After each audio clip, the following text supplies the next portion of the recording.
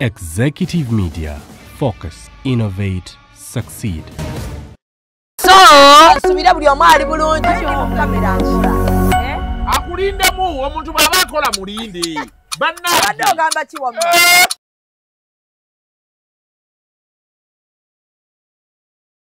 Okay, oliko Executive Media, Shamye Manja ly'erinnya lyange.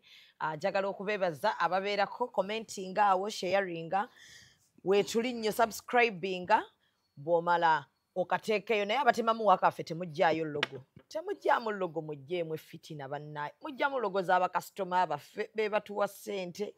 Omuntu n'oteekayo ka vidiyo ng'obuntu bwonna obubisebise. Anamwe mulina effitina. Abaana ba TikTok mulina effitina. Kuba tu premieringa kwe muli ate ne mugyamu ebintu byaffe. So it is a fresh morning. Njaga kwanjula nno mu luzungu.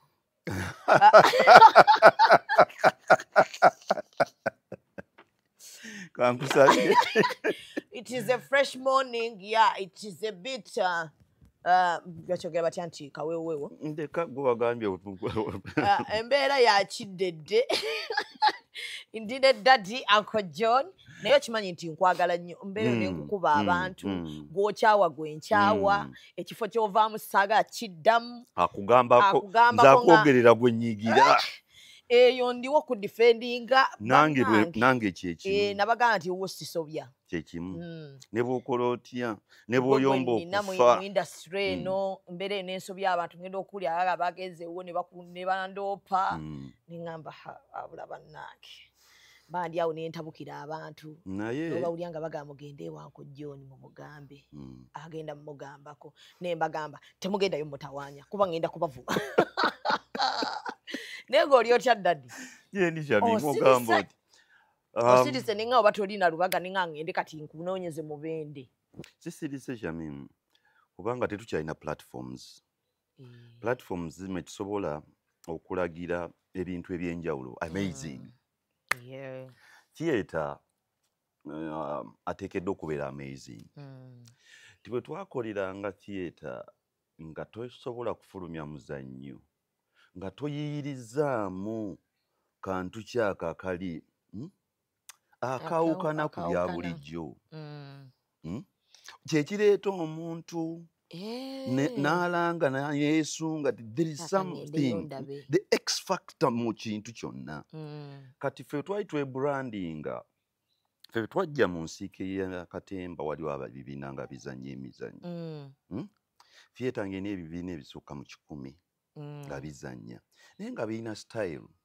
ey'okuzannya eya Christopher Mukiibi ey'abakaimbira Dramactors Mulago Theatre Kings na biki enyumya olugero omukazi mu kasebo bwe ziti engero bakola biki kakati ffe bwe twajja nga twagala okwe-establishinga mu katale amangu kati ne twagala okukolawo ebyenjawulo so ocreatinga ebintu ebiri amazing kati olubwamu omuzannyo gwe ogwasooka nga bavudde wa Mugavendugwa gwe baayita akafubutuko bwe baali bagulonkinga okupremieringa baakola ekivvulu nga bayita mu Kampala nga bambadde costumes z'omuzannyo kyova twambaza costumes z'omuzannyo yes prayer too Ndagire nga ayambadde yali Mrs. White ayambadde kigawuni w'ekiti kinene nnyo ne bayita mu kibuga nga batambuza bigere ekimotoka kino ekira kirikola nakijja kibagoberera ekibavaako nga bwe batambuza ebigere awareness creating amazing ne bagenda ku National Theatre ne badisplaying omuzannyo ogutabangawo akafubutuko one of the best plays ogwali gubadde ku stage ya Uganda lwakuba gwa byabufuzi kati tuguyinza yes nti emizannyo gyonna gye twakolanga gyalina political intonations lwaki because ye society mwe tubeera nti emizannyo culture I mean mu Buganda muno abasanyusa ffe abakola omuzannyo emulimu guno abakungu ba Kabaka Ssaabasajja mwe baayitiranga okuggusa ebintu byabwe bye batasobola kuleeta mu lujjudde direct kubanga bw'obireeta ono n'alusaagasaaga tugeze tusobola okuwa ekyokulabirako okuuma obuyonjo mu homestead ewaka olina okubeera n'akatandaalo olina okubeera ne pit latrine olina okubeera n'ekinnya mwe musuula ki ekasasiro naye ng'omukungu oba omutongole oba ow'omuluko kukitwala ku kyalo ng'agenda bannange mukole muti nga kiyinza omumukaluubiriza kati bano abakazanyiikirizi ba kabaka ne bakiyita muki ne bakulaga ekibi ekiri mu butabeera na toilet ne bakulaga ekibi ekiri mutabeera na clean utensils z'okozesa ojja kulwala diarrhea nabiki nabiki kakati that was the purpose of art and drama kati naffe mutujjira n'olaba society kakati biri byali kabaka biki na biki kati ogenda okwesanga nga bwe tujja kati mu society eno erimu mulimu problem ya governance okwefuga oba okwemanage how to manage society nekituleeta ku kye tuyita politics the bigger part of managing society kakati ffe ng'abali eno omulimu gwaffe nga bwe tweyita bulijjo nti ffe endabirwamu ya society kati bwe tubeera ndabirwamu society mwe yeerabira muffe kakati bwe tubeera endabirwamu society ne yeeraba kati tuyina kukola biye ebiri eri ne babiraba okay kakati mu kyo mulimu okulaga oluusi nga gavumenti ekoze bubi n'obyogerako oba n'obizannya dictatorial tendencies ezirimu okutta abantu obwannakyemalira nabiki kati bw'obireeta ku stage n'obiraga abantu ennaku zino obeera ofuuse mulabe okitegedde obudde mu nsi olukwe kakati ne batukaluubiriza kati ffe abayiiya ba leero nti anything you bring on stage and mention A or B kyonna bajja kiteeka oyo azannya Kyagulanyi oyo azannya Museveni nandi baganya emizannyo gyo gyonna gwe gibeera bwe gityo because that's the society we live in that's the society we live in nti gwe mu society opikingayo debate emu n'ogiteeka ku platform kakati nze because nakulira mu family eri political my father was nze nagenda okuzaalibwa naggwa mu nsi nga taata wange akola n'abasirikale yes nze be bantwala ku ssomero primary zasooka nabiki nze manyi my first days dwaliro nabiki kubanga muzeeyi ey'Emubende yali asaplayinga maje mmere nga be bantu kati nga gy'emirimu gy'akola egi okay kati nga be bantu be kati ne office ze nga basirikale be bajjamu kubala ebitabo mpapula zino twala kasooli twala mboga nabiki nyama like that kakati nga politics ali mu family eyaffe ewaka wennyini asigale nkomewo wano erubaga nga teri bantu bonna bangoba so mbadde nkugamba ne tubanga Mubende nebeera mu epicenter of politics nebeera mu Luweero Triangle. Mu Luweero Triangle mwe muzaalibwa obyobufuzi bwa Uganda bye tulina olwaleero. Nze olutalo lwa 1979 olujjako Idi Amin nali Kabojja awo waggulu mu primary school nga mwali bagagga twali bagagga nnyo naabiveeko Kabojja primary school nsoma ne batugamba olutalo ne lutandika lujja luva e Masaka lujja kati amasomero gonna ne ga breaking off kakati nga balina otutwala okutukima nga muzeeyi takyasobola kuvaawa kuva Mubende kujja kunkima kunzizayo Mubende kati tulina anko waffe oli ow'ebbunga muzeeyi Katende nankima ku ssomero nantwala twali tubeera najja nankumbi awo olutalo ne lujja nti bwe tudisikasinga Shamimu ne twogera politics leero oluusi ne tubeera nga tuli bita abantu balowooza nti oba tubijja buzzaawo ne tutandika ennaku zino nti bw'oyogerako gwe ne bakuvuma nabiki because you have contributed and branding at Print Creations. From custom gift sets to unique promotional items, creative signages and general printing, we've got everything you need to elevate your brand. Visit us at Chum Towers, Suite 70 on Kuruma Road, Lighthouse, Suites D14, D15 and F13. We offer a wide range of stationery supplies, awards and a vintage collection that stands out. Call us today at 0934 893 333 or WhatsApp 0702 683 317. Follow us on Facebook, Instagram and X at Print Creations. Print Creations, where quality, excellence and uniqueness meet. But we are part of this story. Fenna. Tuli ba revolutionary children. Kubanga twazalibwa mu ntale ez'okwenunula. Okay? So, abantu abatalabanga ku lutalo. Leero balina akajanja balinga yes, you know, ffe twayita mu lutalo mu Kampala wano nga boomu zigwe mayumba bagakuba ng'oyita ku mirambo mu kibuga Kampala. Mirambo gy'abasirikale. Ne beevikitinga ekyalo. Ne bakimalawo. Ne bagamba nti ku lubaga kuno kwonna muveeko. Muddewa. Mugende kati nga masajja eyo wali safe.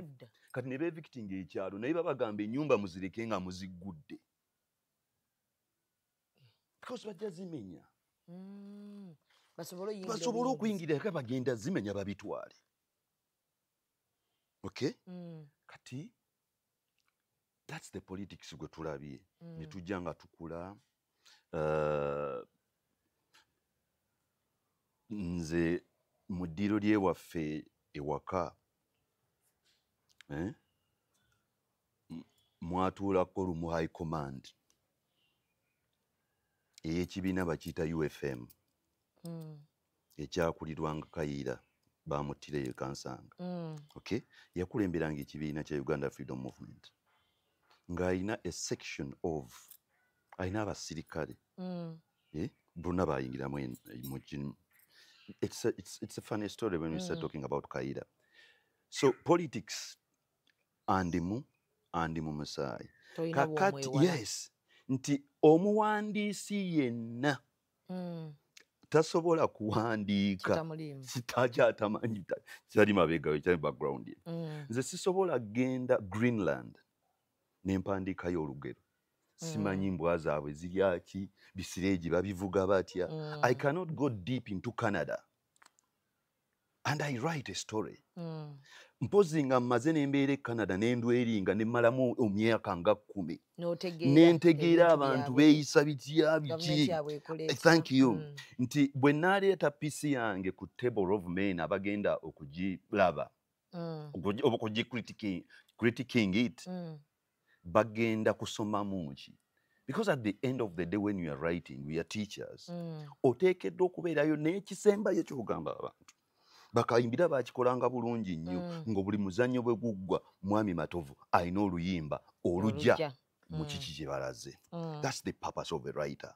Therefore, a writer must have that background which he uses or she uses okusobola okugikuba mu society eno n'asiiga ekifaananyi. Like you are a painter. You have your palette here. Okay? You have ideas in your head.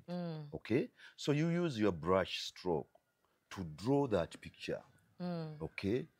Tugeze kati mpandiika omuzannyo script gye tugenda okukola series empya. I'm discussing about religion. Okay? Because we have had that discussion many times. I've been in a relationship where I am a Catholic and my wife Muslim. Okay? That when I go home, tebasobola muyita oba kumuyita Mariam nga kiringa ekiri scandalous nga olinga alumye ekiyembe ekibisi kimekesa amannyo nga balina kuli shifting erinnya bamuyite Maria oba Maria. Okufiiringa nti ali accepted mu environment. Newaako kyakulabirako, but that's what it is in society. So that's the production I'm working on. kakati bw'obanga okola owandiika ekintu ekyo oteekeddwa okubanga background eyo girina gwe kyokozesa ogikolamu akazannya akagero naye ng'olina ky'olubirwa kyoyagala okukusa. That's the purpose of a writer. Kibuuzo ekyo bambuuzizza ng'osirise kubanga platform esobola okukkiriza arguments ezo zenkuwadde waggulu teriiwo leero. Nati gwe mwagyonoona watandikanga oprovoking abasajja n'owandiika state of the nation abasajja ne batandika okuteekako amaaso n'olowooza basirise tiwakoma okwo ozze obakuba omuzannyo ku muzannyo era abantu abasinga bagagga waleetera ebizibu ebiri mu theatre essaawa zino olw'emizannyo gyo ate n'obutaagala kugambwako kuba banno bamanyi okuddirizaamu bwe babawooninga batya twazannya za nsanzi ne bakugaana okuyita babowayi ne bakuwooninga emirundi n'emirundi ne bajja ne backstage n'otugamba musigale nga muzannya ze ne bantwala kwegamba abasajja bataddeko amaanyi mangi nekireetera okuaffectinga ffeeno theatre era abatheatre abasinga bagamba John bwe buzibu. Ate balina kikyusa bagambe he is our hero. Ate batya buli kimu okibonoonedde kati bwe bagenda ozannya baba batandise bagaaleeta script tuzirabe mugenda kukola ki. Thank you. Balina bagamba nti John is our hero. Why? Because that's the purpose of theatre. Yes. To critique society. To poke. Naye gwe bagamba olemedde to poke their noses. That's the purpose of theatre. Abasajja obalemeddewo. Anti be baliwo nabo balemeddewo. They have been here for 40 years. Okay?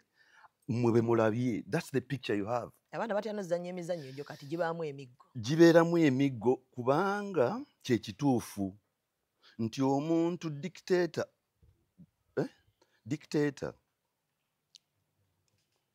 bw'oyogera ekigambo dictator tekiba kirungi. Ye muntu nakyemalira. Ye omuntu alemedde ku bantu. Nga tabata. Ye omuntu akola ebintu ebyentiisa okusobola okwekuumiza awantu. Okitegedde? Ayina okugambibwako. Theatre kyetutuma. Kati gwe omugambirako mu mizannyo gyo. Theatre kyetutuma. Bakugamba gwe thespian omuzannyi w'emizannyo beera endabirwamu Yehova. Beera endabirwamu y'ekasubi gy'ova. Ebiri ekasubi byogera ebirungi n'ebibi. Kakati ffe mu theatre kyetukola twogera birungi na bibi. Kakati emizannyo gyaffe gyonna kyetukola kiriwo ekiro okuba bano ababaddewo oba abaluddewo ebintu bye bakoze kati bibakwasa ensonyi. So bwe tuleeta debate mu theatre osooka okuteekawo ne B. Ti bano bakola kino ekirungi ate waliyo ne kino ekibi kye bakola ki? Naye emizannyo tekibamu birungi bibeeramu. We give credit. Look, tunuulira omuzannyo gwe twali tuzannya gwe bayita State of the Nation. Bwe twaleeta minzaani ku stage. Gwasinga oleeta obuzibu. Twaleeta minzaani ku stage. Nga bwe ne tuweyinga gavumenti ya Museveni. Minzaani yeekubira sayidi wa? Ati twaleetanga ebintu eby'enjawulo. Twasooka ne tuleeta corruption. Minzaani ne yeekubira wa? Negwayo. Netweta tribalism banyankole beerere negwayo. Netuleta Buganda factor negwayo. Netuleta security neyambuka okufa obufi. Kubanga security tuli secure. Nze nve Masaka nengende Mbalala nenvayo nenkumawe Kampala nga tewali anyimiriza. Tolina gw'olabudde. Okitegedde.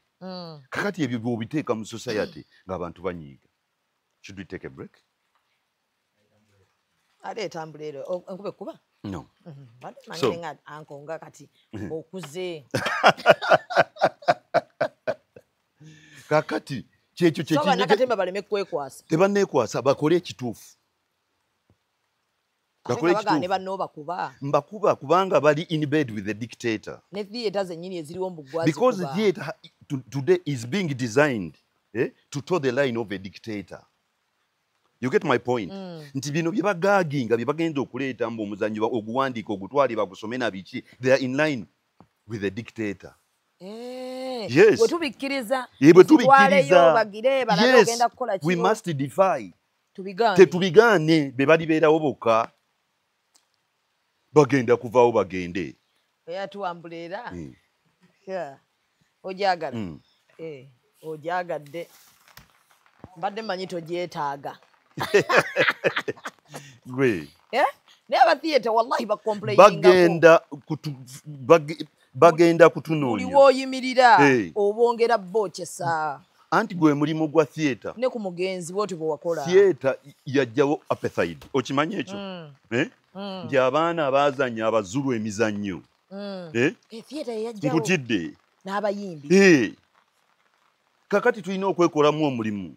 Ffenna wamu. Ffenna ne tuyita mu nnyimba. Nga tukola ki? Nga tuziyimba. Ezaaki. Okubalabisa. Baani. Abakulemeddeko. Otandise ebintu byanti. Shamim. Olina ky'oliddeko. Okulya ki kyotegeeza? Olidde enkoko y'ogimazeeyo. Shamim.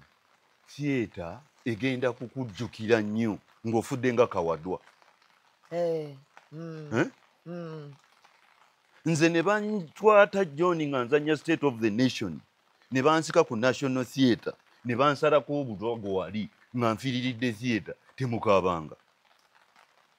International Theatre nekyakuwa space. Tebangobayo anti. Yagamba mbu nno bawa script nfu. Ngenda kubiza. Ate n'ozannya birala. Ngenda zanyira wano ewange.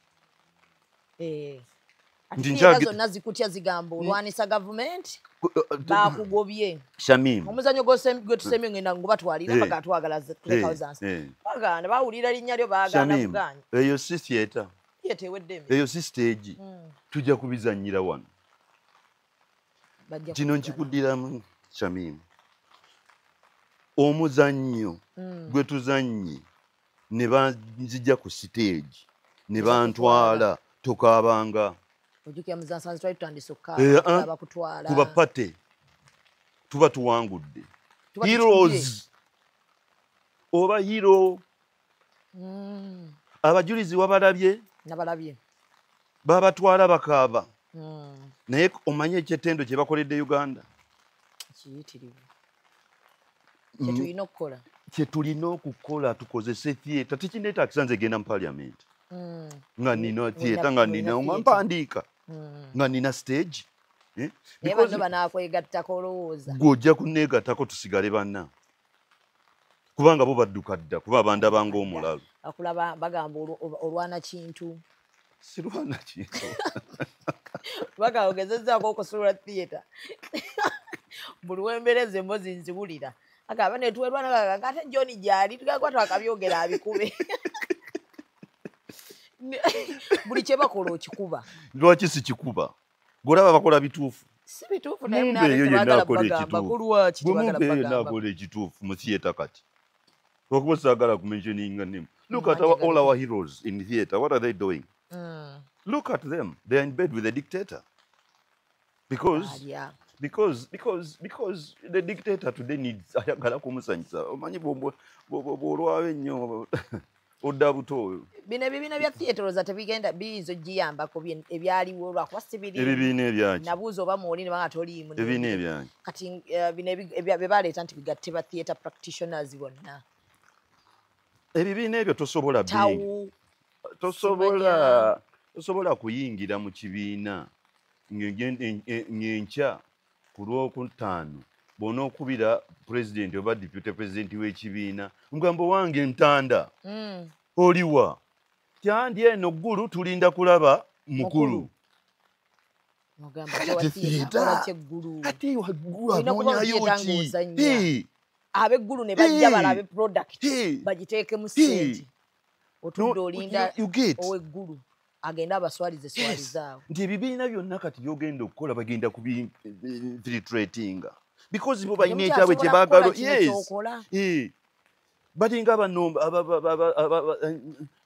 batunyumizanga edda mu mirembe gwa Kabaka omumbejjanga mubi nga baliwo abasooka okuleekaana abantu bave mu kkubo eggole ebbiri sobole oyitawo. Kati kyekino kye tutembeeta kino ekigavumenti kino ekibi kyekigole ekibi. Kakati bw'okitembeeta gwe bakunyiigira. Kakati omulimu gwo gwe kubaatulira Yo nabadde n'omwana ku theatre, ku National Theatre nange ati wakyaliwo theatre yonna kati tetulina space wetukolera bintu byaffe. Tetulina. Ababalaabalamu nga ne Bat Valley teriiwo. Naye ne bagamba wali omu ku baasuula Bat Valley. Ekintu ekyo kivuze nnyo. Okyogerako ki? Oli omu ku baasuula Bat Valley. Bw'ate bwe wagenda n'ogaayegwire ddala. Bagezaako kati jizza. Okugizzawa? Bagiwanike. Ogiwanikawa? Ebeere theatre ey'omutindo. Kati batandise okuteekayo programs eziyinza okuyambako aba theatre practitioners. Maama w'abaana bange ne mukulu wange bave awantu awo ng'obudde bukyali. Ekyo kibi ekyo kigambo ekyo kyennyini kinyiiziza buli wa theatre. The earlier they run okuva ku Bat Valley bakozese kati bakyayinamu ndagire akyayinamu amaanyi agasobola okwesitula n'adduka emisinde. Kiki kyotegeeza? Ne mwami Mukiibye tannazitowa nnyo akyasobola okwesitula n'adduka emisinde. Badduka emisinde miyitirivu bave ku Bat Valley. Lwaki? Ng'ate ze tulina tusigaza bbiri. No. Actually, let me be a little bit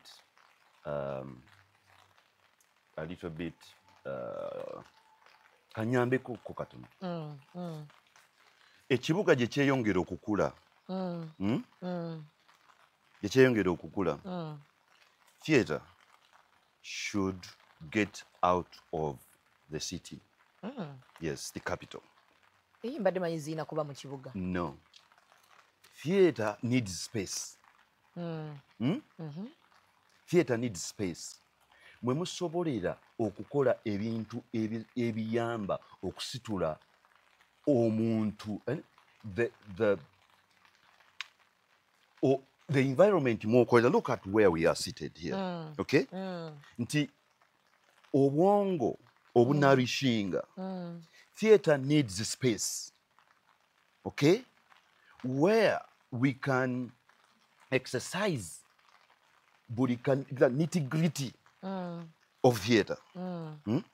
Nti bw'ojja theatre Bat Valley, n'ogiwa ekifo ekigazi ng'ekattabala ewa Muzeeyi Damiano Ssekiziivu. Emubende. Thank you so much. Emubende ku lusozi ekattabala ewa Damiano.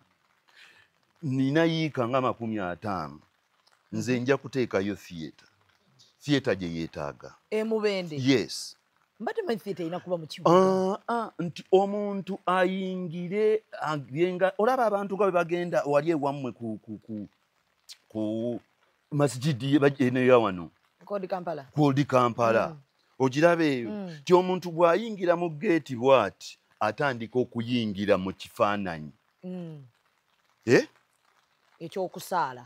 Theatre bwetyo bw'erina okubeera. Ng'oluyingira oteekeddwa okuba nga bw'olaba Namugongo bweri. Okitegedde ekifo eky'okuwummulizaamu obwongo. But look at the environments of theatre ze tulina mu Kampala. Kati laba National Theatre we muli. Konna bakapakidde buli kintu, buli ka space akaliwo bakapangisizaamu. Gwe leeta emmere, gwe tunda ebitengi, gwe teekawo amapaapaali. Rubbish. That's the National Theatre. Abaana baffe bagenze okusoma Taiba ikop bakube bifaananyi. Oli kwenda bifaananyi birungi. Bakukube bakwize ti oli munoni. Omukolo bagukole. Olina kwandula. Olina nankani bya wedding. Olina graduation. Nibo bofirirwa. So kwenda kukola nankani send off decent. Wesimbye omukalulu. Decent. Funaba ikop. Abo bulwo bayito batako. Tubateeko tuli kujja mukulonda. Era tibasasula. Be. Kale. Sasula. Oli kwenda bya bululu. Yes. Bakukube. Mukuba ni poster. Ate bana. Mukuba poster. Oli kwenda bana. Bana dine dokubutundu bali. Mu poster anguli mutunigira muko chali wife. Ani. Chali wa mwazira sente. Yasina n'okumuyamba oyo omusaada. Eri ekindi aba ikop. Oli kwenda poster. Kale. Bana butundu bali. billboard jamba naife aba business card mudikola nti naba akole ne ya nedebe tabolochua dindi bolochua chechimu ne business card ate kalenda muandika ku t-shirt. Follow us on Instagram at Ecop Photography or call +256 702 935 078. Don't forget, they do it smart. Book with us today. Kula theater omujjawa omulete ku grand stage omutendeke. Where is the grand stage of theater in Uganda? It's not there. Abana baffe gye batuuse. Look, iPhone 16 efuluma ffe tukyali ku National Theatre ku Bat Valley. What are you doing there? That's the problem of the 40-year regime gye tubadde twogerako. That's the problem of overstaying in power. Buli kintu kyonna kibeera affected. You see? That's the purpose of theatre. Antikati ababati vale bebuza bavaawo baddewa. Nze ndiruddawa. Nze ndiruddawa. Kati goli wuwo. Nabo bagende ewaabwe. Kati olwo omwana omuto Mariam gwatendeka. Ajja mutendekere wano gwe bakutendekera ku Bat Valley and you successful. Damwe ekibuuzo. Thank you. Tuleme kulowooza nti Bat Valley yegendo. Abatendeka nga bwe bazannyamu wali ne bayita abantu. Ayina egindi essomero agende eyo kati olwo theatre bateweddeewo yaggwawo dda teriiwo. What is there left of theatre? Rubbish. Biki bye mukolayo nammwe? Is that theatre? Thank you. Is that theatre? Abantu twali tubayita nga tebajja. Is that theatre? We tried to go abantu obutajja kw'abantu buzibu bwaffe. Faba theatre. Yes. Abantu mubasaasire. They want something good. Bajje balabe ki. Ati gwe mbuno wapaaza theatre. Okukipaaza otya? Oyagala okole stage za bukadde 2. Oyambale costume za bukadde 10. Yes. Gwe n'olowooza kati bano banna abalala banaakola emizannyo ezo ssente bazirina. Theatre has many elements. Mulimu ekintu kye bayita style. Alright? Yeah. Style yo erina okubeera depicted mu biwandiiko byo. Look at my style. Ebiwandiiko byange biteekeddwa okudepictinga the John Segawa. Okay? Nti bw'owulira nga n'ebyempandiika byonna biri ne background y'obukatuliki, bulina background y'ekyalo mu bende gyemba. Okitegedde? Bulina background ya Kabojja Preparatory School, bulina background ya St. Savio Junior School. Okitegedde? That is how I was brought up. But tekitegeeza nti eyakulira Masaka Mulinda Richard tasobola kukola muzannyo oguli low budget ogwa wansi nti buli akola omuzannyo takola nga John Segawa kyakoze. No. A theatre can be kati bwe twakola zansanze ojjukira kizansanze kyagabi akadeeya ke wali oyambadde oba akagomesi wakasuula wa ekitegedde that kind of neyo theatre gyeri one costumed theatre naye waliwo ne theatre nga yoyagala okukola kye bayita amazing n'otulagako New York City n'ogireeta ku stage kati olina okuleeta New York City, olina okuleeta the behavior ye New York City, the costuming must be New York City, okay, the accent must try to be that because ositudde ekintu n'okitwala eri bwe nzija wano ne nkutwala ekattabalanga mu kyalo kye tulina okulaba. So that's theatre. Ke kagobeseza abayimbi bonna. Bo bangoba. Bakugobye. Abayimbi bonna production zaabwe. Bo bangoba. Olugezigezi oyina lungi. Sente zo nnyingi. Naye bagamba nti oba oyagala bakole productions ennungi z'otaakube. Oba abantu ze bataaveeyo ne basende ne batula ne bazikuba. Lwaki tobasalira ku ssente n'obawa ezo production ennungi ze beetaaga ne balema kweddiŋŋana nti ekintu kyekimu tulaba screen bwe zizinaazina muyimbi n'ayimba n'agenda. I had an argument with Sophie Nantongo, my sister. Wano wennyini we tutudde Wanze nali ngenda okukola show ye na buli kintu kyonna nenkimugamba naye bwe yagenda eri ba producers ba show ne baŋŋamba nabawa biiru ndoze ya miliyoni nga 48 nakukola ki okukola show eyo eya Sophie nda bikumenyera ne bagamba mbo the least they can offer is around 10 million. But gwe agenda okukola ekintu ekigenda okusigalawo emirembe n'emirembe. Gwe agenda okukola ekintu ekigenda okuteeka olugalo lwakyo mu indelible ink. Indelible ink oyo gwe tukozesa nga tulonda. Kyobola baba mukuteekako alwawo nnyo n'abeerako kuno n'alaga nti gwe walonze. Okitegedde? Kakati ffe ba producer ba shows ekyo gwe mulimo gwo. Olina kubeera ink oyo gwe bateekamu olugalo n'akwata n'alima kuvaawo. The show must be memorable. Kakati okola memorable show oteekeddwa ogisoma. You study the show. Study the show. Study the audience. Noyogera n'omuyimbi kati nga tugeze Sophie Nantongo. No studying audience ye eri ekiki. Erudde emaze ebbanga ki nga temulaba single handedly nga yepresentinga. Ekitegedde. N'omala okisoma n'okireeta wano ne mutandika okunoonya how you are going to go about the different items ze mutadde ku meeza. Audience eyagala ki, myaka demographic y'emyaka eriki, kati ne mutandika okupulaningira ekyo. Alright? But the most important thing must be, because theatre must be amazing, muteekeddwa okuteekamu ekintu ekiri amazing, ekigenda okujjukirwa. Nabo balinamu olu theatre abayimbi baba balina ekikolamu. It is the presentation, it is on stage, it is theatre. Naye bakimanyi. Tebakimanyi. Kyensonga tubasaba miliyoni 5 bo kye basinga okwagala kugenda wa muganda wange Steve Jean n'aba wa stage ya miliyoni 10 n'agiteerawo ennaku 2 ne bazimusasula mu kashi n'agenda. Nze bwe bampa okukola production mbeera n'ensembe eyo okumala eweeks 6 nga ngibeerako buli lunaku ndowooza ekyo buli kaseera. Nze chef, nze ngenda okuwa emmere abantu gye bagenda okulya era kye bagenda okusiima nga kiwedde, naye nze gwe baagala okusinga okuwa ssente entono. Kuba balabanga gwe atalina kyokola. That's the problem. So now when I value my work nenjiteekako price tag eyo, gwe bw'oba oyagala okuzimpa miliyoni 5 for production zireeta ozimpe. Bw'oba toyagala kuzimpa, nze si kuba kalango, siyita muntu nti njagala kukolera. No.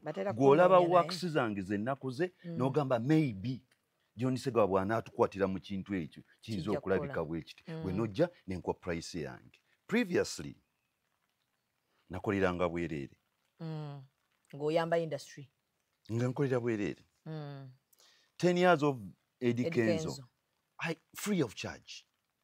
Because he is my boy. And I wanted to present him on stage differently. Nange munyumirwe. Nti bwe nzirayo ne ntuula ku show 10 years of Eddie Kenzo. I love it. Njiramu ne njiraba ne nyumirwa. Because it was a good production. Akajanja kali awo. Yes. Lwayika ku show. Wasn't it a good production? It was, naye baba. Buli eyakolako akutenda. Abaana baŋŋamba olugezigezi lwajjula ku 10 years of Eddie Kenzo. So that is theatre. Theatre is amazing. Okay? And we who produce amazing must be paid. Sikuba javuna bujavuna. No. Bagamba akati atezo sene twandiziwadde mu. Webale nnyo. When you bring a musician like my good friend Mariam Ndagire on stage, you must present her differently from what people have been used to. Abeera kati tunuulira abafumbo leero aba celebrating emyaka bye bateekwa kuba balinamu ebifaananyi bya Mariam ng'ayimba ku mbaga zaabwe. Right? But then when you are going to present Mariam on stage, on a grand stage, she must be a production. She must be amazing and a wow factor, something that people have not, that they are not used to. Si bulijjo kyakola. Si bya bulijjo, si Mariam wa bulijjo. Yes. Nosasula emitwalo 10 ordinary, nosasula emitwalo 25 VIP, and you enjoy your show, which is well produced. Serena mujje ekitiibwa kya Serena ne mujijja waggulu, ne mugifuula ekisaawe kyewankulukuku. Bajja tugoba tokyogera. The behavior of the patrons abajja okulaba show ku Serena beeyisanga ab'omu Ndeeba. Batya. Ku kasaawe. Omuyimbi najja n'abuuka mu bbanga n'asiiwa n'ebyokunywa. Etiquette mu VIP yalagawa. Nawulira ogana abayimbi twali wano Nantongo ng'ogenda okukola. Aga tokkirizibwa kukwata ssente nga bakufuuwa. Okwata otya ssente omuyimbi? Ng'omanye ssente. Okwata otya ssente omuyimbi? Abuyesembuga buli yazikwata. Abantu olaba, you are concentrating on singing, on music. Bakuwa ssente. Omukono guteekeyo, oteeke siita, toteeke mu bbeere omukazi. Ate oyimbe. And how much? Waliwo abafuuwa akakadde. Show bweggwa n'akateeka mu bbaasa. Nawulira ogaba bateeke wali obubbo, buli muntu ajja ateeke mu kabbo. Ateeka eri. Anti omuntu akuwa ssente yanazikwekwasiza. Let me warn abayimbi baliwo. Nze tebaddamu okumpita okola production yonna ey'omuyimbi. Stage eno gyeri nja kuteekayo barriers. Lwaki? Ogoba abantu abafuuwa. Lwaki? Bafuuwa ki? Omanyi ezo ssente ziyambako omuyimbi abamu babeera mabanja. Sophia nga tukola show ye namugamba. Ku production ng'etandika, ge mateeka ge nali muwadde. Production ng'etandika. Ku screen nteekako ennamba ya Sophia ey'essimu. Nti bw'oba onyumiddwa abantu bonna babeera n'essimu baba bakwata bu video, buli muntu alina mobile money. Kati lwaki alina obudde obutambula? Lwaki alina obudde obutambula? N'ava eri gy'avudde ekiteeteeyi kimunyize, mukazi munene ajja agwirana n'engato aleeta 15,000. Waliwo abagabo emitwalo nga 3. Agiteeke ku ssimu, screen kuli kubeerako ennamba gye tutaddeko. Bw'oba oyagala okufuuwa Sophie Nantongo, essimu yiiyo. Don't come on my stage. Nategese omuyimbi agenda kuwa performance bw'omudistractinga n'2,000 enkadde. Ebintu by'abazungu by'oyagala oleeta wano. Anti nakunnyonnyodde nga tutandika, nagambye mmwe mwaddidde grand stage Serena ne mugitwala ewankulukuku. Abokuserena balina okuteeka mu bubbo, si bwe bubbo muteeka ku stage. Mobile money. Ne Uncle John, why nti tuli mbana Uganda ne baba ina ssente basigala bana Uganda. Ayagala kwekwasiza ssente, omanyi wali bamulaga ku screen. Mwina bana bala emukono ewaba chiku. Anajja nti wa Serena tajja mukono. Serena bagiwe ekitiibwa kyayo. It is a grand stage. Nze ndaba golf. Waliwo gye bayita mobile money. Uncle John, osaaga nnyo kyekituufu. US Masters. Bambala ekkooti ya green.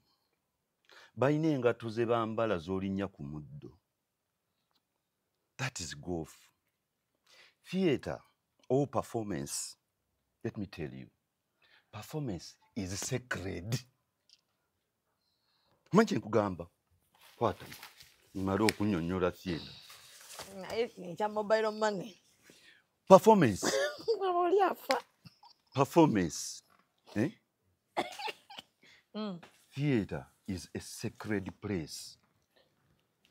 The stage sabo. Kyebategeera sabo. Ani wali oyingidde mu ssabo? Nja kutwala mu ssabo. Ekatabalanga. Wonna gye liri. Paulo alina essabo wano ewakato Paulo alina essabo emabega jo yingiramu eryo teri nnyo mandwa temuli yakulanga souvenir tugende nkulage tutuule that is a sacred place oba ogenze okwenaazaako yes it is a place of thinking that we think along because it is literature. Literature is a writing. That stage, I think with you, I take you on a journey such that at the end of the day, was standing ovations. Because it's rubbish. That is theater. It's sacred. It's sabo. Bagamba, nkuyegete ya sabo. Nti totekeddwa gomulabi alieri. Okuleeta sente n'ogikwata omuntu ku ngulu. Ate nakyo ne kisiri wala ku stage. Ne kizikwata. Totawana muwala wo nkuli wano kumpi baleeta sente ntabuka. Nze mbula okufa. Olaba abayimbi akwata wano akwata bwaseka mubere. Theater is sacred, sabo. Teri kwenyenya. Nekati bino ebintu osirika nabyo. Teri kwenyenya. Okitegedde. Oyina kubeera nga wazze n'obeera muli. Ettaala lwaki bagijjako audience. Now look at Serena these days. Yonna ne bagiteekako amataala bwe basituka si be banene nno. Oba abanene banyumirwa batya ennyimba za bandi. Bajjula bonna ne baesaaniika omwo. Tebatereera mu kifo. Yes. You can't be there. Serena has been abused. Wali ogamba nga abalabi bajjeko amasimu gaabwe. Ng'otandika theatre ng'ogamba ne mugyeeko amasimu. Toyimuka bagenda fuka mugende mufuke. Wano nga mu interval omanyi oyina wogambira abalabi buli omu tubawadde eddakiika 15. Agende yeetereze. Ayagala okulya ekibeere ng'akyeweetudda tofuluma. Ate akimeketera eyo. Balabanga ggwe abafu. Twakimeketera mu bantu wano. Okutu kuno bwe kuba kuwuliza ebintu ebiri ku stage gwe ng'obwatula popcorn. Tuze kuyiga theatre is a class. Kakuba tujja abusing these days nti buli asanga awandiika omuzannyo. Buli asanga azannya omuzannyo. Buli asanga gwe bayingiza olw'okuba ajja kufuna likes. Ekitegedde. Theatre is sacred. Tuula wali akadde kavuge. Ne bakulu banno bakima ssente. Abafuuwa ne bazikima.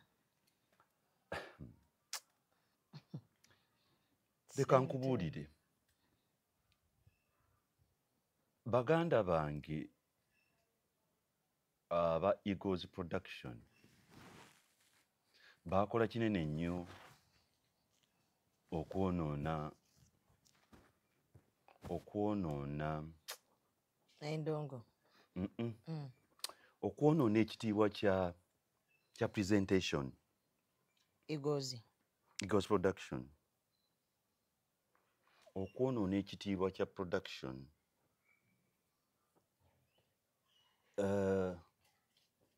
Endongo baagifulumya mu theatre ne bagitwala mu bikaali. Theatre neefa. Ekitiibwa kya theatre ne kifa. Amateeka ga theatre ne gafa. Njagala muddeyo ku tiketi za theatre ezo zonna muzisomeko. Waliwo amateeka 3 oba gakyaliko. Esooka ng'egamba respect the national anthems. Abantu tebakyayimuka. Bebale nnyo. Ekyokubiri ng'egamba switch off your gadgets. Because when I'm acting, concentrated in that mood of performance, nenfuna click y'essimu. Nze nga ndi ku stage, you remember me nga nkyazannya. Nga nyimiriza, n'engenda mu audience. N'ogamba bagimuggyeko. Mujjako nengi switching off. Nenkomawo ku stage, nentandikira we natandikidde. Because theatre is discipline. N'abalabi balina kuba discipline. Webale nnyo. Kati bwe baleeta indiscipline yeeyo mu bisaawe mu bikaali. Ne bagiyingiza. Ebibuga by'abaluvu like Kafeero byayogera mu theatre. ono anywa walagi oli akoze batya oli akoze ki ne tuva mu performance kati ne kifuuka ekivulu omanye ekivulu ono atunda njaga oli atunda mwanyi oli there is no concentration gye byebivulu kati baddidde ebivulu babijjeeyo babireese mu Serena. Where is the etiquette ya theatre ya performance? Theatre sabo, it is a sacred place. Sikumala gabuukirayo bwotyo. Kati sofa muyimbi kigolaba alinga akimaintaininze ku bivulu ebibaddeyo. Wa yali gundi yekka n'omujani muganda wa why am I forgetting the name? Chiria, Maurice Chiria. Yes. Because yekka Maurice Chiria yagezaako and waliwo n'omulala Epasi yagezaako wajja mu Epasi kati akokokoze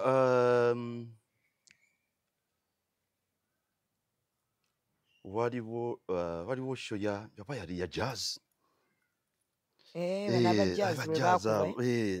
gundi atera ozitegeka Big Man Mayanja Shaka, yeah, those shows, okay, oziraba nti it is a grand show. Serena is a grand stage. If it is a grand stage, we must behave grand. Okay?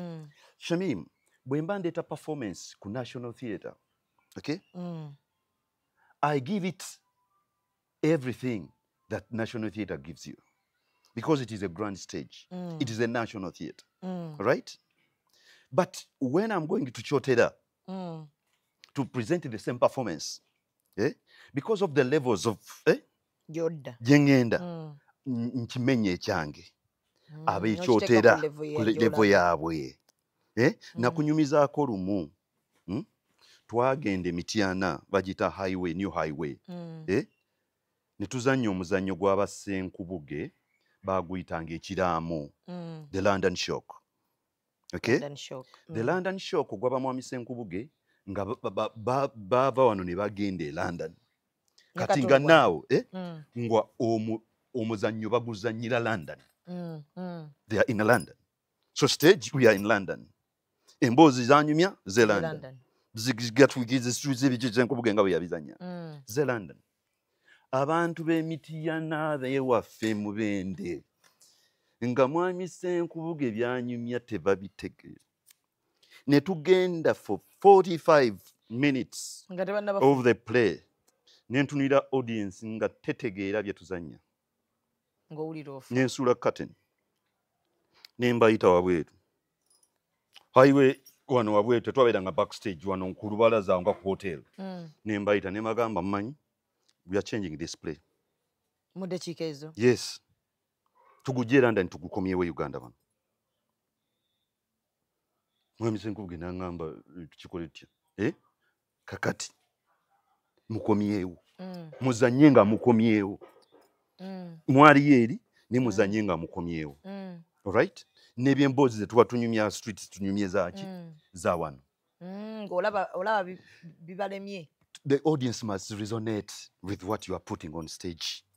Okitegedde. Kakati that's the difference. That's the difference. Grand stage and not a grand stage. Serena is a grand stage. Highway is not a grand stage. Masaka is not a grand stage. National Theatre is a grand stage. Okay? What you do on a grand stage, the audience is different from the audience in Masaka. So abantu boku Serena kye beetaaga. Serena is a grand stage. We must respect that. Oba ffe twonoonya abalabi. Nga tubakkiriza okukola bye baagala. Nabo ne balowooza kyakabi. Abalabi kyobawa kye babeera. Kyobawa kye babeera. Nti bw'ogamba nti teri mulabi agenda kuva mu audience kutwalira Shamimu ng'ayimba ssente. Tajja zitwalayo. Nze bwe mbanga nze producer. Tajja kuzitwalayo. Wajja kubeerawo abayimiridde.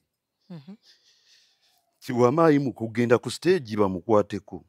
Bamukole ki? Bamuzzeeyo mu ntebe yatuule. Bamulage ennamba y'essimu kwalina okuteeka ssente. Tali muyimbi agenda kukola kivulu. Tebabimpiira siyagala.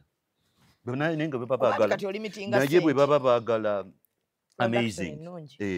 Baba baagala amazing. miliyoni 5 Buyo Studios nga tusituka fenna nga tugenda tukola production mwezi mulamba nga tuteekamu akajanja nga ate tulaba nga tucomparinga. So compare my shows and their shows. Nakugambye shows zo nonyi ne bangambye kizibu. Oli wa bbeeyi ate n'olugezigezi lungi. Amateeka gasukka. Ne gasukka ku muyimbi yennyini agenda oyimba. Ne gasukka kuba mwetoolodde. Ne gasukka kuba muli okumpi. Ne gasukka kuba mukuza. Egamba abantu bagamba mtu andyagadde naye asukka. Kituufu. Kubanga theatre is a discipline. Ekigambo kye bayita discipline kiba kikugamba nti you have to abide by the set rules or norms. Ye discipline. Ekimanyi n'abaana bakutya mu theatre. Omwana omugange era kutwala wanko John kuzannya n'agamba olanjagala nnyo. Chansi nandigifunye naye omusajja banga mukambwe. Nnyo. Ye discipline.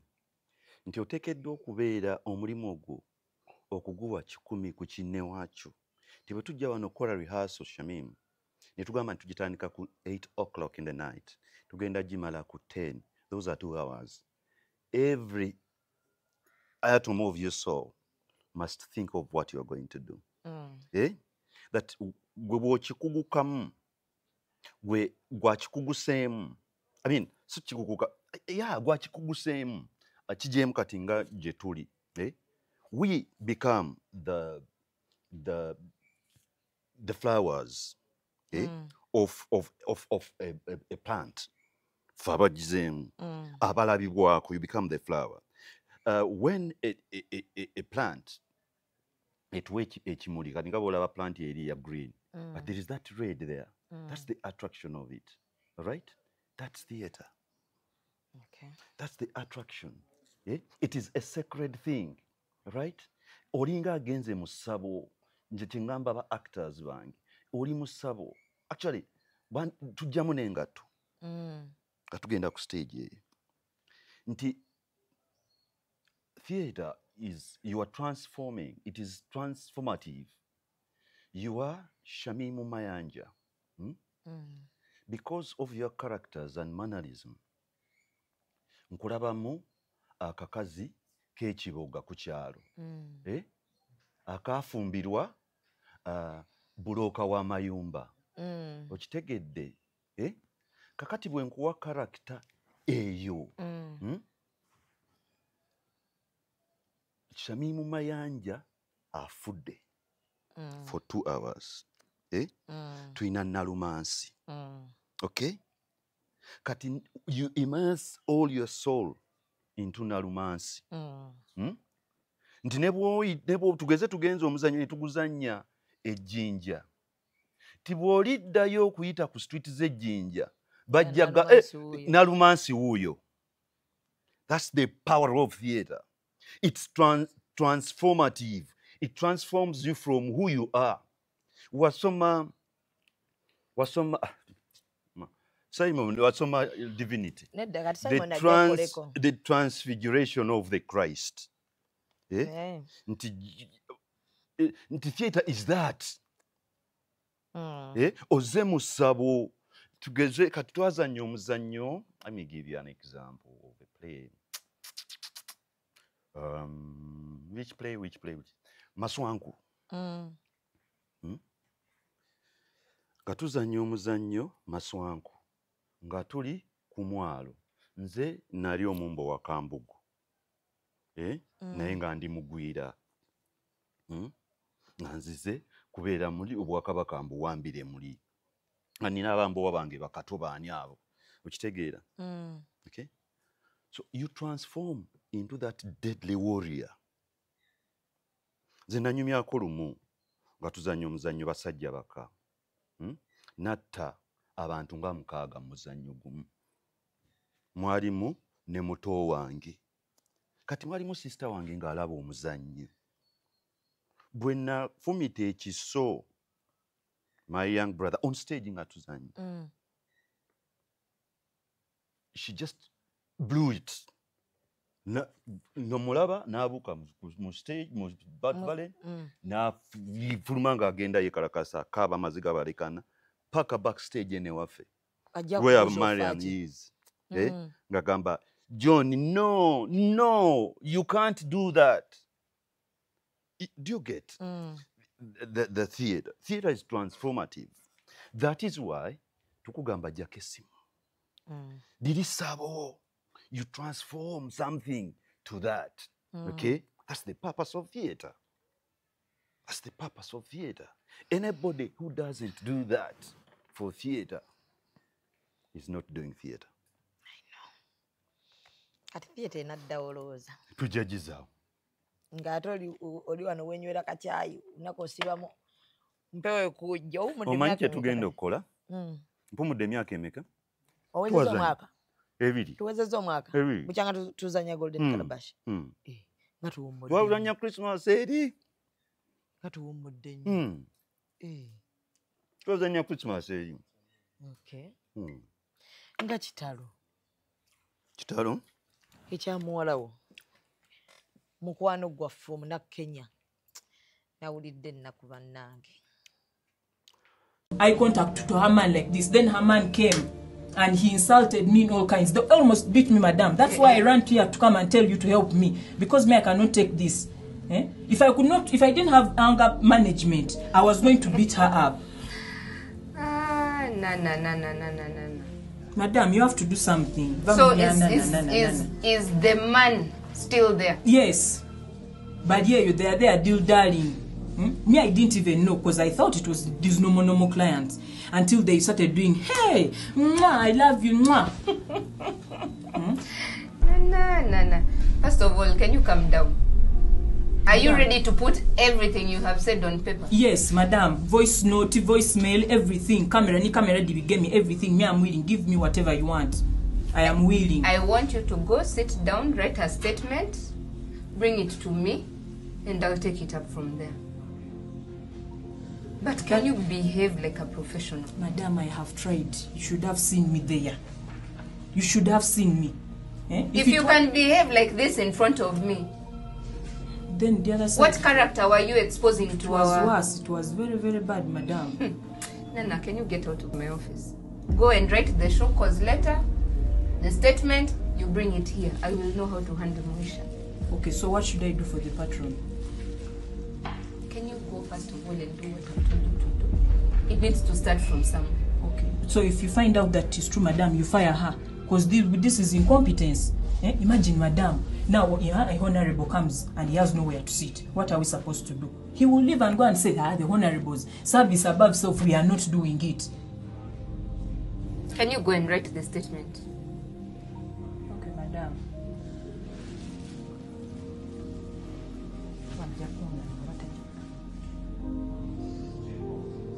Nakwambia hii mahali itanitoa kichaa.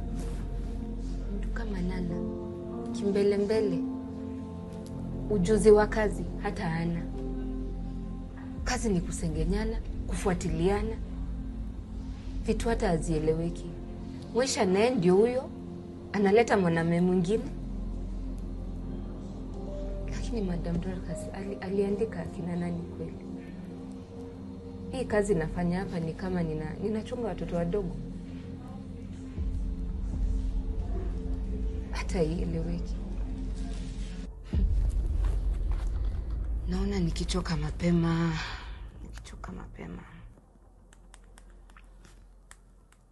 Acha nipigie huyu mjinga, nisikie ni nini anataka kuniambia.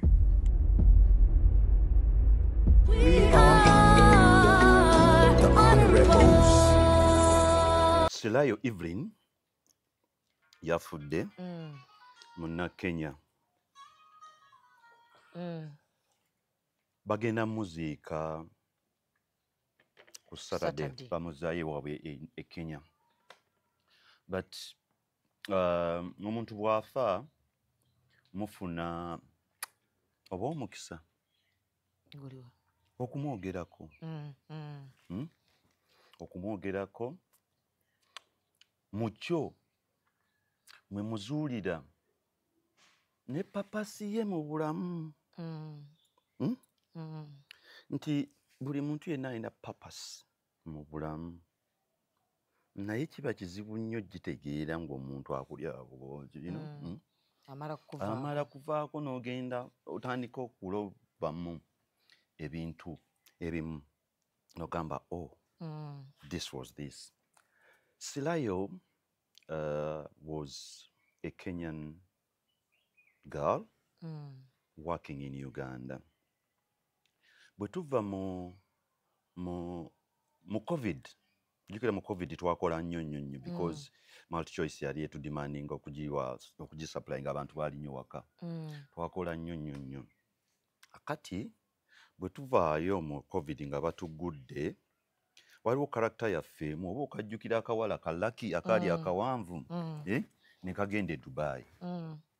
Kati nga tumisinga element eya omuntu oyo. Jukira setup yaffe the honorables yali baala nga tuleetamu mwe ba customers ne tubeeramu n'abakozi ne tubeeramu na biki. Yes. Kakati Lucky bwe yagenda tuwa the corporate side of it ne tugamba tukoze tutya okusobola okuggusa ensonga yaffe gye twagala. Ne tutunuulira omuzannyo gwaffe gwe tuzannya. Bwe twatunuulira omuzannyo gwaffe gwe tuzannya nga tuli mu service industry. Bwe twasoma embeera y'e Kampala, service industry baani abasinze ogibeeramu gimanage nga gwegenda ku Sheraton, Africana, hotels zonna ezisinga wano they are managed by Kenyans. Ndowooza bo balina institutions zaabwe zibasomesa. Kakati ne mŋŋamba Nante Stella nti omuntu gwe tunoonya, let's look for a Kenyan. We want to depict the situation which is in Uganda, that many of the service industry, I mean hotels na biki they are run Protea, they are managed by the Kenyans. Kati naffe olw'okuba honorables, it's a bar service na biki katwagala tujeru element because what you are acting must reflect the society. Kati ojja society eri gwe n'okiguguza abantu bali boowa ekintu ekyo babeere ne believability of the story you're trying to tell. Nti bw'oleeta elements ezo n'oziteeka awo, rate y'okukkiriza mu lugero yeeyongera. Fortunately enough, Nante was friend ne Silayo.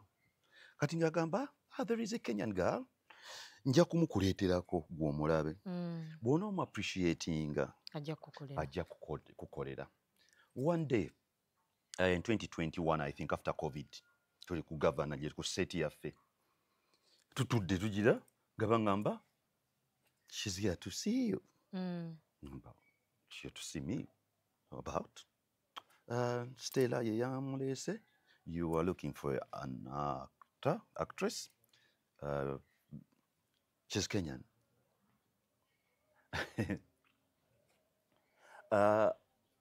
I was in Kenya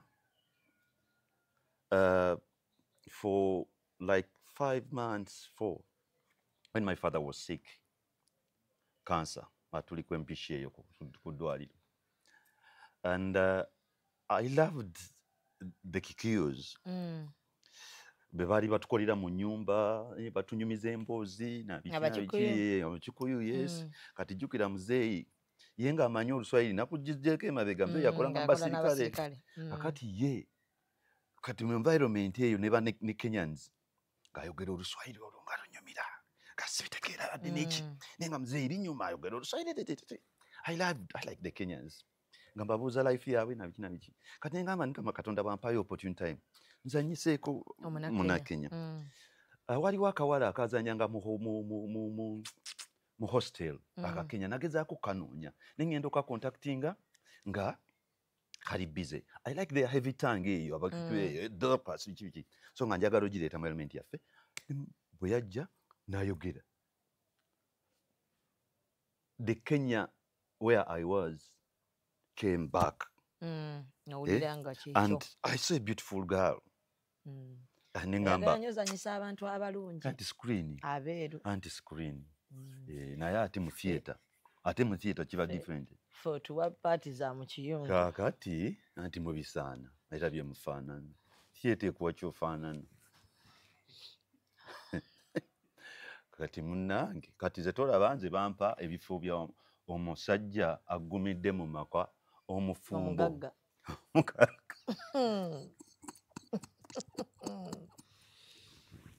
Bw'ozanya ebifo by'abagagga bagamba ki? Tubadde tunyumya kusirayo. So this Kenyan girl walks in. She starts speaking. I loved the heavy tongue, Kenyan tongue. And when namubuuza, what do you do? Nangamba akola mu HR, human resource. And I said, Perfect. Perfect. You are going to be our manager here at the Honorables. I'm not going to give you a script. Teyalina script sirayo. No, namugamba, gwereta your office. Wano. Bring it here. The way you talk to your staff at your place, I want to bring that here. I want you to bring the Kenyan discipline. Wow. Because the Kenyans are that disciplined in the service industry. Very disciplined. I don't know the kind of education the Kenyans had or have. Tibo bayina engeri gye babatendekamu. Nti waliwo n'essomero amenyi lyerabira erinnya. Tibo bayina extra balina extra care gye bateekamu gundi n'abafilmu Shoni namutwala Kenya mu film school obalaba balina details Shoni asomera Kenya mpozi balina bu details bwe bagenda nga bakuteekamu so n'atuyamba kakati ye yajja to bring life to the show, to give it life. Okay, for example, nasanga ubukozi obwo bweyita bwerumaluma gwe customer ze. Remember that scene? Oze otude ku counter, olese ekyalo kyo kyonna, olekanira waggulu, ekitegede. So the manager has to come to put sanity to the show. So she did it well. Sanity to the show. Nti abaana bakasiti bonna abali mu show yaffe the Honorables. Silayo Evelyn yandibadde ekyokulabirako ku baana bonna. Shamimu ojjukira nga tuli ku seeti eyo ng'ajja ne laptop ye n'atuula mu kasonda wali wadde siini ye egenda kubeerawo ku ssaawa 10 n'ajja ne tulya breakfast ku makya ne tukola briefing yaffe gye twakola buli omu n'amanya n'ayambala costumes n'atuula okitegeera paka waagenda okukola. That's the discipline we lack. Yes. Era bwe nabadde mukungubagira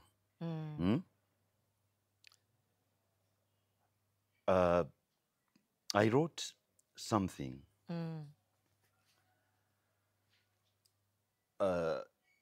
just to help. Omanyi ffe abawandiisi oteekeddwa okuwandiika ekiwandiiko wadde tekirimu indelible ink atasiimuuka naye ekyekiwandiiko nga tekisiimuuka. You get my point? That's the purpose of theatre. So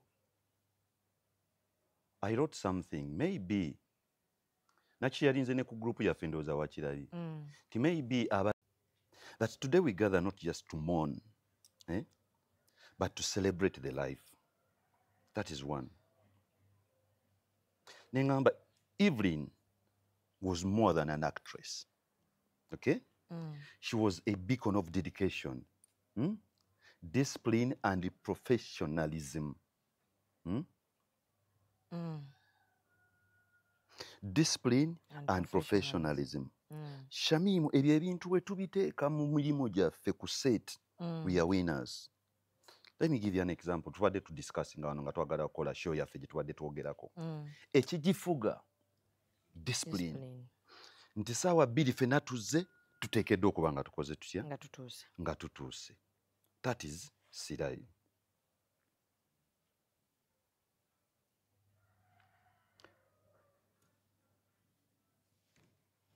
Ffe ng'abazannyi naddala abali mu confines za Beyond Borders Entertainment as a management company. Sirayo tujja kumujjukira nnyo. Bwe nabadde njogera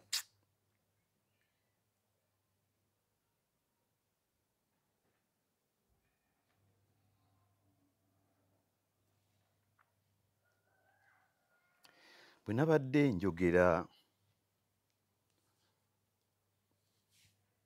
ku lumbe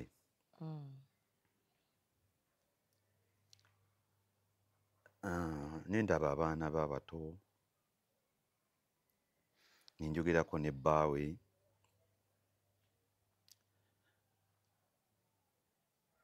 and kyenazudde nti artist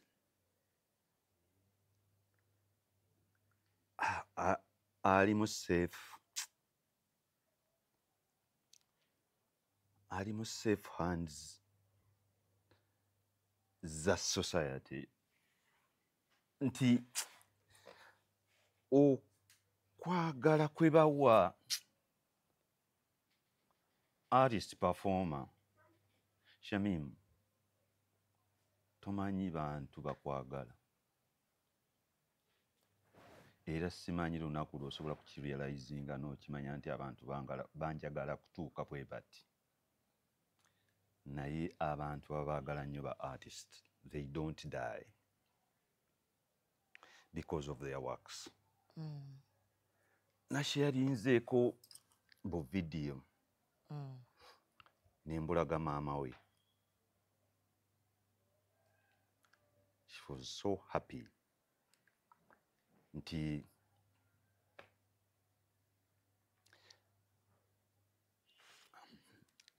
alaba omuntu omulamu theatre is going to keep you alive even if you are dead. That's the beauty, that's the power. That when you do this job we are doing, ogenda kufa bakuziike Shamim ng'oli darlingi w'abantu.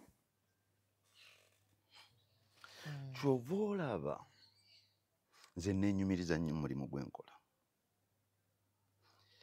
Teri mulimu mulala gwonna gusinga mulimu gwe tukola. Ate nga tubagamba tuzannyazannyamu. Father Tamale mukulu wange aweereza mu Kereziya.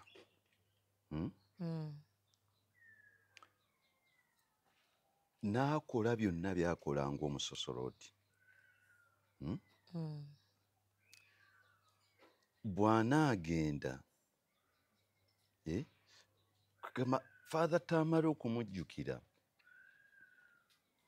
I'm comparing Father Tamale. It's not in a bad way. Father Tamale, Father mukulu wange.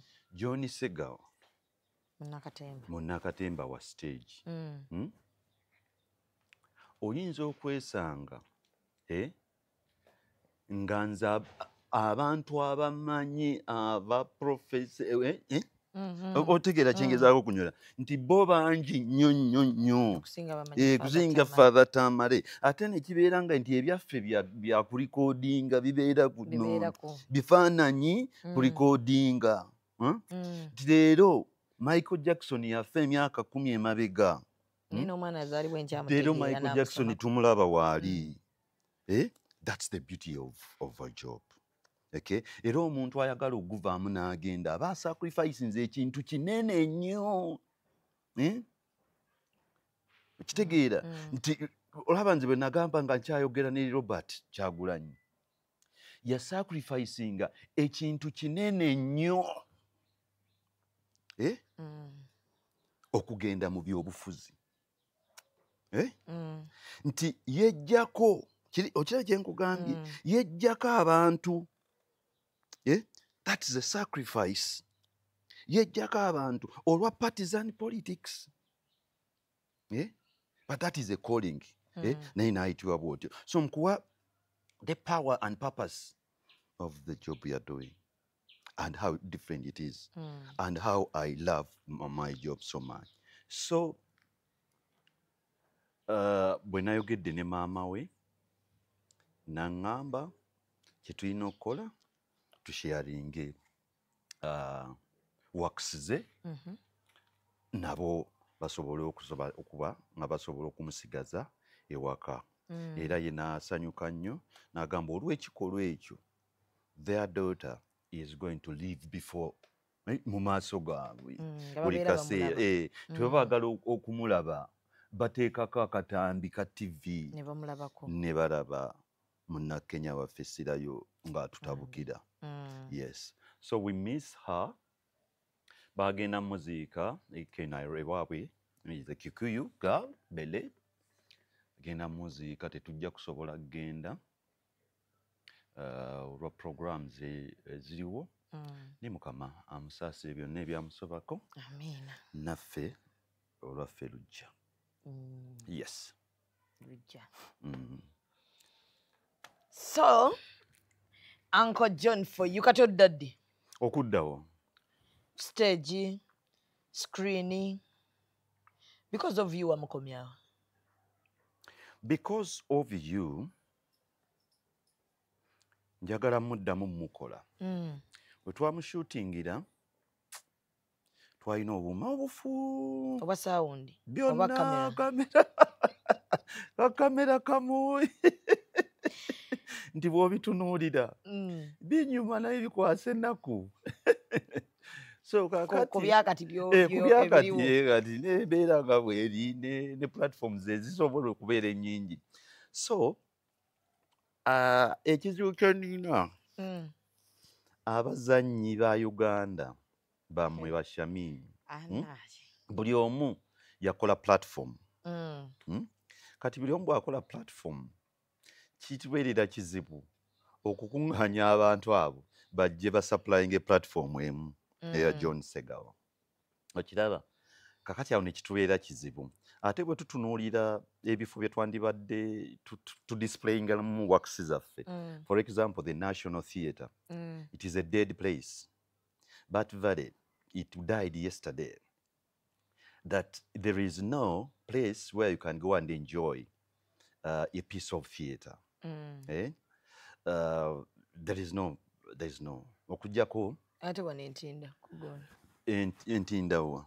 Ewani. Theatre bagita batya? Kundere. Ndere is not a theatre. It's Ndere village.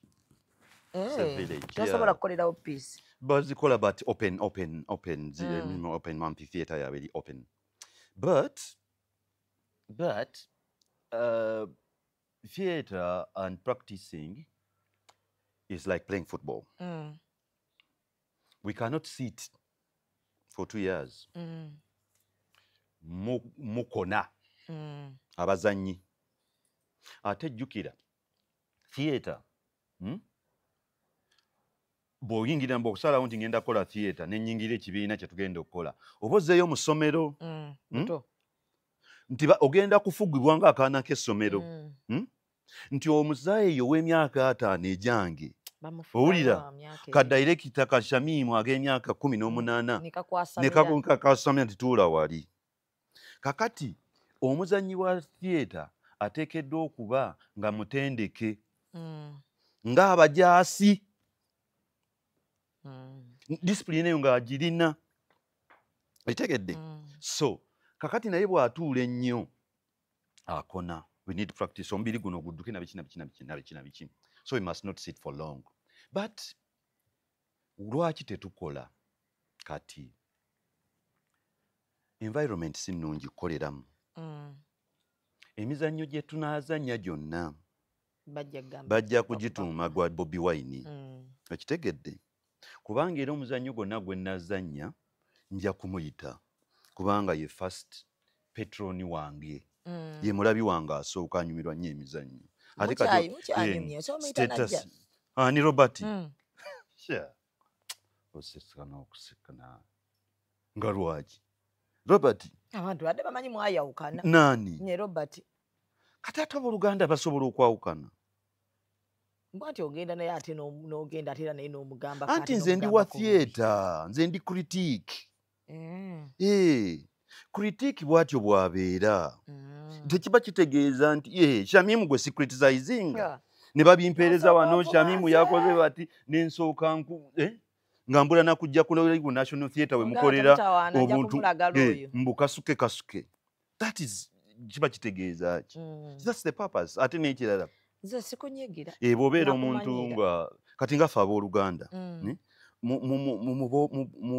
mumubeera mu luganda olwaffe waliwo baaba kati nze ndi baaba wa Robert kitegeeza mmwe munyumye ffe tuli eno twekuba munyumye okufa museka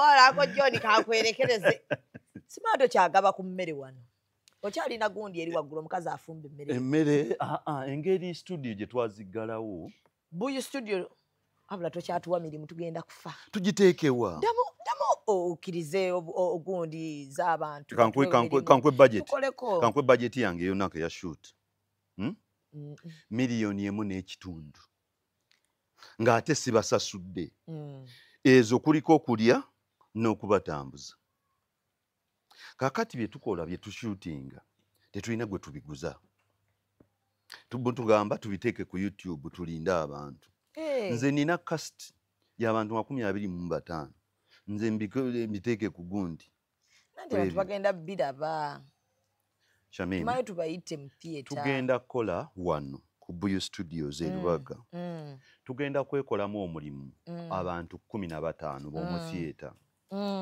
tuddeyo tusitule theater buto nga tuzanya ku Sunday esembayo mu mwezi wano ewaffe a group of 15 members nga tetusinga okwagala kulaga theater kyeyina okubeera revival and the purpose of theater era teweeraliikirira tujja kujja tubikole yenya kale kankwerekereze mukama wange neyazammwe bali kujja kunkyalirako mbeera lonely nnyo wano obeera lonely simanyi lwaki totambulako bw'oteekawo bino ebiwundi byakulimba mbadde njagala otandika olunda ebinyonyi ndaba kati ofunye nina ebinyonyi awewangawo ekibira kimala kubanga nina ka falls kabeerawo kati bijja nebinywa ku mazzi simanyi eno mpuku eriwaki waneeno eyo gyensula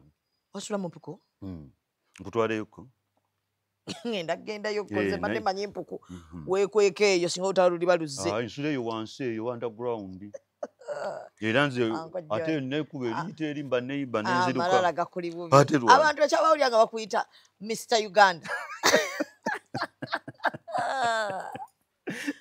tubakuwanikako John nali wakali Mr. Uganda nali wakali avuka abaliko nganzirira kati webaŋŋanti efe ebiwala ebiriko ate kati batugambye grey hair kati bana bamwagala nnyo kuleya amwagala nnyo kati nina okwekweka ate oleeta ebyo bihudu byono biteekako nina okwekweka erubaga sikyagenda nnyo out fumayo kubanga n'abaana bange babeera mu pati nyinza oyinza obbagwakeeyo nabo balibulanga nawe oli bulala nyinyi bitanyu kati shoni kamuleke yetali ni babbiko kati ffe munnange naffe tuli eno efe ebiwala by'e Kampala ebiriko ebiki ebiwala by'e Kampala ebiriko tuli eyo abasajja babula tukwata bukwasi tulumiza eggwanga lino daddy era I've not disappointed you kubyaki you're proud of me I'm very proud of you naye si kubyaki si byokunyuma y'abasajja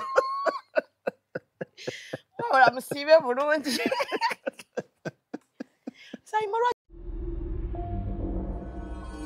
Executive Media. Focus, innovate, succeed.